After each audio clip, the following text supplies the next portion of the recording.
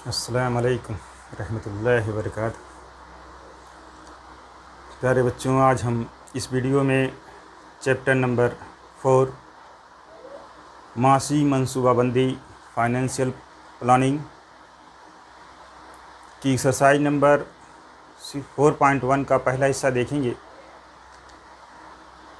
इसके पहले वीडियो में हमने जीएसटी के बारे में मज़ीद मालूमात दी है।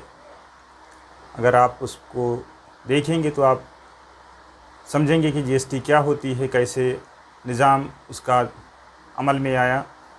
और हमको ये देखना है यहाँ पर कि हमको अब जीएसटी कैलकुलेट कैसे करना है, कैसे उसको हल करना है। उसमें दो बातों को आपको ध्यान रखना है। दो बातें, एक ये है कि किसी भी चीज़ की कीमत काबिले टैक्स कीमत क्या होगी, जिस कीमत पर टैक्स आयद होगा, यानी जिस कीमत पर टैक्स लिया जाएगा उसको काबिले टैक्स कीमत कहते हैं।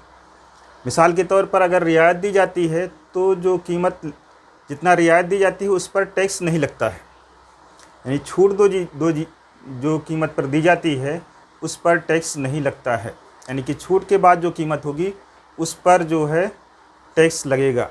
अगर छूट नहीं दी जाती है तो जो फ़रोख्त कीमत है उसी कीमत को काबिले टैक्स कीमत कहा जाएगा। दूसरी चीज़ ये होती है कि जीएसटी जो होती है दो हिस्सों में बटी हुई होती है।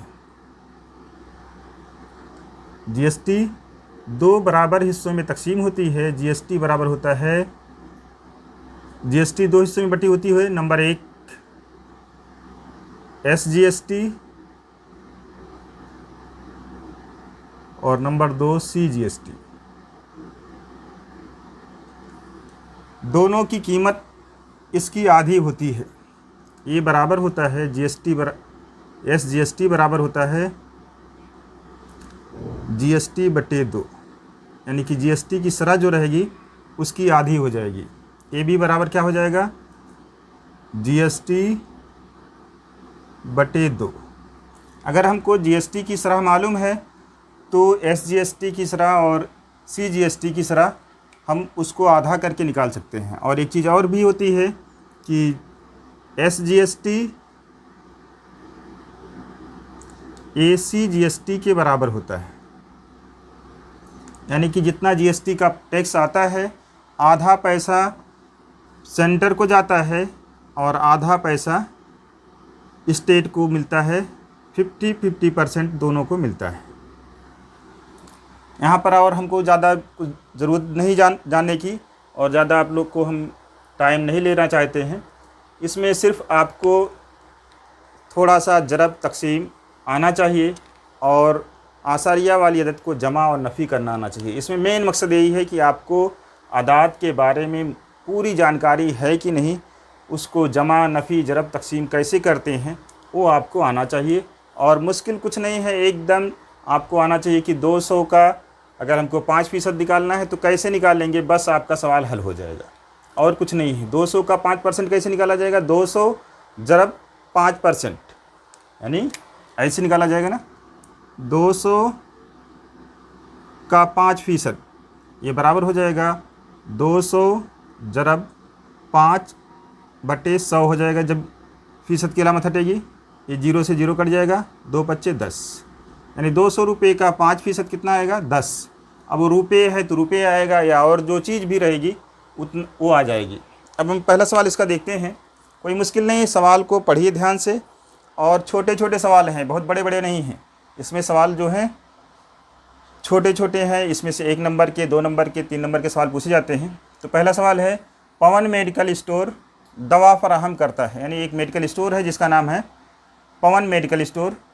इसकी दुकान में बाज़ दवाइयों पर जीएसटी की शरह 12% है। कितना है, जीएसटी की शरह 12% दी गई है। तो सीजीएसटी और एसजीएसटी की शरह मालूम करना है।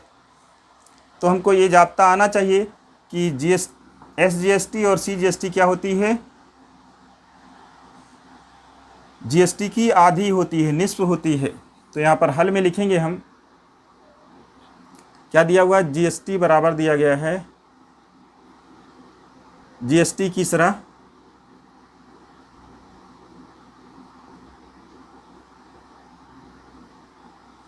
बराबर 12%। अब आपको लिखना पड़ेगा, इसलिए SGST की शरह कितना हो जाएगी,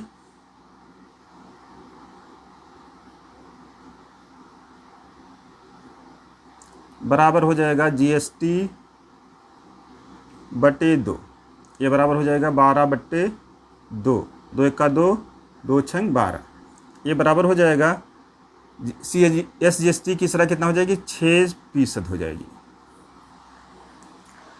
इसको हल करने के कई तरीके हैं, आप डायरेक्ट लिख सकते हैं। अब इसलिए कि SGST और CGST बराबर होती है, इसलिए CGST बराबर 6% हो जाएगा। या ये लिख सकते हैं वापस से यही जाब्ता लिख करके कि इसलिए CGST की शरह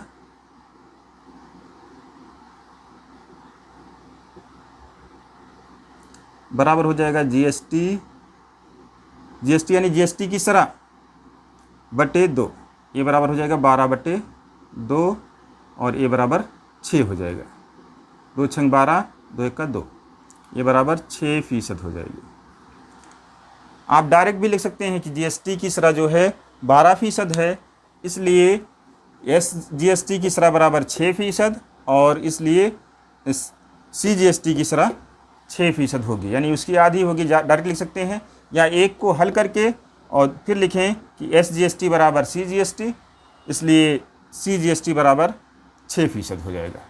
कोई मुश्किल नहीं है, आसान है, आसानी से कर सकते हैं। अब इसका दूसरा सवाल देखेंगे। कोई मुश्किल नहीं है, बस सवाल को पढ़ते जाइए और हल करते जाइए। उसमें क्या दिया गया है उसको लिख लीजिए। पहला सवाल है, दूसरा सवाल है इसका, एक चीज़ पर CGST की शरह 9% हो तो हल में क्या दिया गया है, सवाल को पढ़ करके लिखते चले जाएंगे। CGST की शरह जो है 9% है,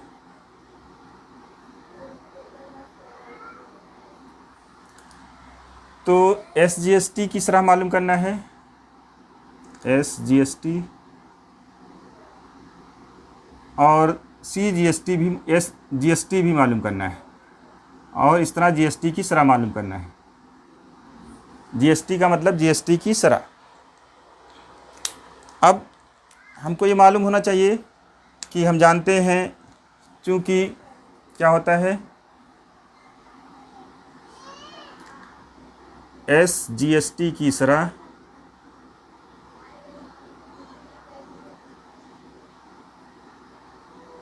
बराबर होती है CGST के।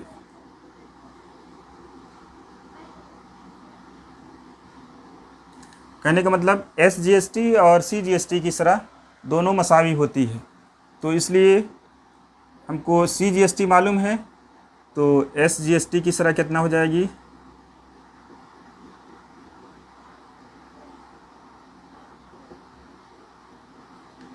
ये भी 9% हो जाएगी।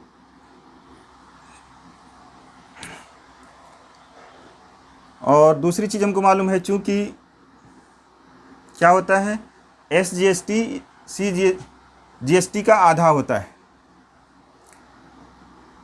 SGST बराबर GST बटे 2, तो इसकी कीमत कितनी है, 9% बराबर GST बटे 2 है। फिर से जरब कर लेंगे, इसलिए क्या हो जाएगा हमारा, GST की शरह बराबर हो जाएगा 2 × 9%, ये बराबर हो जाएगा 18%। एक आंसर हमारा ये हो जाएगा, पहला आंसर। लास्ट में लिखेंगे SGST की शरह जो है कितना हो जाएगी, 9% और GST की शरह जो है 18% हो जाएगी। ये दूसरा आंसर हो जाएगा। तो इस तरह से हम किसी भी तरीके से आसानी के साथ मालूम कर सकते हैं, लेकिन ये मालूम होना चाहिए हमको कि GST की शरह जो होती है SGST की डबल होती है या SGST और CGST बराबर होता है। ये दोनों चीज़ें हमको मालूम होना चाहिए कि ये CGST यानी रियासती हुकूमत को जो टैक्स जाता है, और जो मरकज़ी हुकूमत को टैक्स जाता है दोनों बराबर होता है, मसावी होता है, ये आपको मालूम होना चाहिए। फिर इसके बाद तीसरा सवाल है मिसेज रियल पेंट, ये दुकानदार का नाम है या दुकान का नाम है, ने हर 2800 रुपये काबिल टैक्स कीमत के लस्टर पेंट, पेंट का नाम है, के 2 डब्बे फ़रोख्त किए। यानी कि एक डब्बे की कीमत कितनी है, 2800 रुपये है और 2 डब्बा फ़रोख्त किया है उन्होंने। जीएसटी की शरह 28% हो तो टैक्स इनवॉइस में सीजीएसटी और एसजीएसटी कितना महसूब किया जाएगा। तो इसके लिए आपको क्या दिया गया है सवाल में? सवाल में दिया गया है एक डब्बे की कीमत, एक डब्बे पेंट की कीमत 2800 रुपये है। हल में लिखेंगे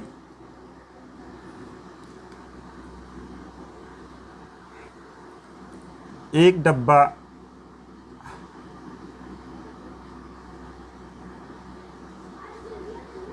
पेंट की काबिले टैक्स कीमत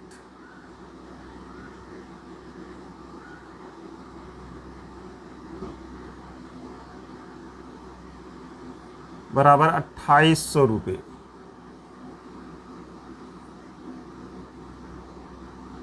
रुपये की अलामत इस तरह से लिखी जाती है। 2 डब्बे फ़रोख्त किए हैं, इसलिए 2 डब्बे की कीमत कितनी हो जाएगी? 2 डब्बे पेंट की काबिले टैक्स कीमत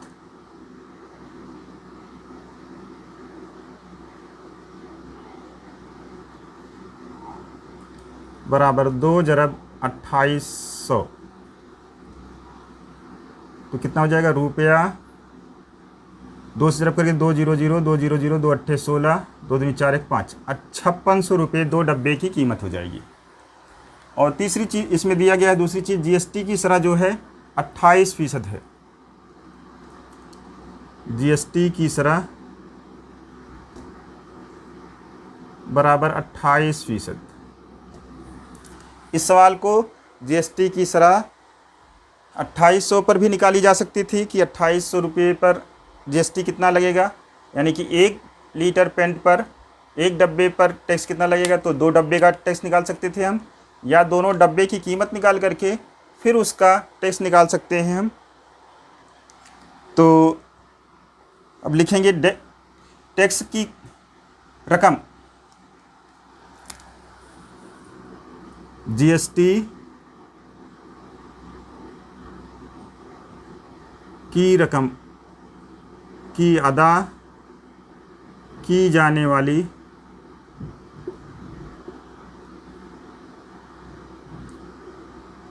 रकम कितना हो जाएगी? ये 5600 का 28%, इस तरह से लिखा जाएगा। ये बराबर हो जाएगा, इसको हम इस तरह से लिख सकते हैं कि 28 लिखेंगे और बटे क्या नाम है फीसद की अलामत हटाएंगे तो 100 हो जाएगा। ज़रब का कि जहाँ पर ज़रब लिखेंगे और 5600 लिख देंगे। या फिर आप क्या कर सकते हैं, ऐसे भी लिख सकते हैं 5600 ज़रब 28/100, मतलब ये अदद को की तरतीब बदल सकते हैं, कोई हर्ज नहीं है। ये 2 0 इसका 2 0 इसका कट जाएगा, तो ये बराबर हो जाएगा 28 ज़रब 56। अब 28 को 56 से ज़रब कर लेंगे, 28 को 56 से यहाँ पर हम ज़रब कर लेते हैं, यानी 56 को 28 से 8 6 48 और 8 5 40 और 4 44 और 2 6 12 हो जाएगा, 2 5 10 1 11 हो जाएगा, 8 6 5, ये बराबर हो जाएगा 1568 रुपये या 1568 रुपये। यानी कि मिसेज रियल पेंट ने कितना टैक्स लिया, जीएसटी कितना लिया? जीएसटी तो आ गई 1568 रुपये, लेकिन अब हमको क्या मालूम करना है? एसजीएसटी और सीजीएसटी मालूम करना है। तो ये हमको मालूम होना चाहिए कि एसजीएसटी क्या होता है। SGST बराबर होता है GST बटे 2। तो GST कितना है हमारा 1568 बटे 2 हो जाएगा। 2 से काट देंगे, 2 सत्ते 14, एक बचेगा, 2 अट्ठे 16 और 2 चौक 8, यानी SGST की रकम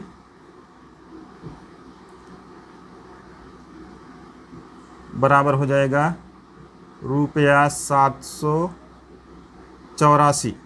और हमको मालूम है कि SGST और CGST बराबर होती है, इसलिए CGST बराबर भी की रकम कितना हो जाएगी, यानी अदा की जाने वाली रकम रुपया 784।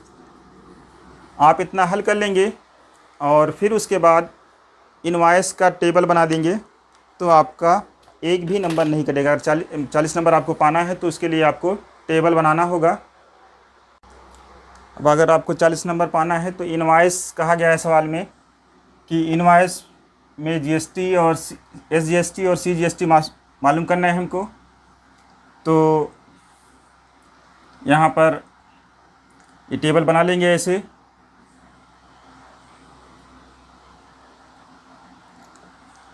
और यहाँ पर ठीक ये रुपये पैसे के लिए 2 कॉलम बना लेते हैं इसमें। सीरियल नंबर, पेन प्रोडक्ट का नाम है, रेट क्या है, फ़ी डब्बा 2800 रुपये, 2 डब्बे हैं, कीमत हो जाएगी कुल काबिल टैक्स कीमत कितनी हो जाएगी, 2 से 2800 को जरब कर देंगे तो यहाँ पर टैक्स की कीमत दी गई है 28%, यानी ये 14% हो जाएगा आपका। CGST हो जाएगा और 14% SGST हो जाएगा। तो ये कितना निकला हमारा 784 रुपये पैसा ही हो गया, और 784 रुपये